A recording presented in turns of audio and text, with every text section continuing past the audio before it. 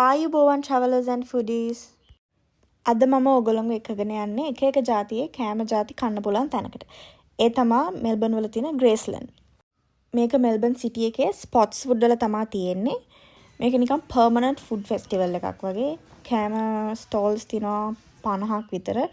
මේකේ තියෙන විශේෂත්වය තමයි මේගොල්ලෝ එකම කෑම ජාතිය තව කෙනෙක්ට විකුණන්න බෑ. එතකොට විවිධ ජාතියේ කෑම ජාති ඔයගොල්ලන්ට try කරන්න පුළුවන්. වියට්නාමීස්, මෙක්සිකන්, ඒ වගේම ලංකාවේ shop එකකුත් හම්බුණා. චයිනීස්, බබල් ටී, ඒ වගේම වෙනම ස්වීට් ස්ට්‍රීට් එකක් තියෙනවා. මේක තියෙන්නේ weekends වල.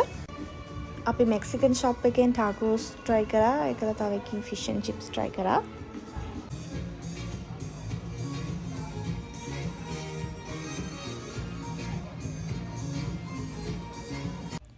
ඒ වගේම ස්වීට් ස්ට්‍රීට් එකෙන් අපි මේ චීස් කේක් එකයි වොෆල්ස් try කරා. ඒක මාරම රහයි.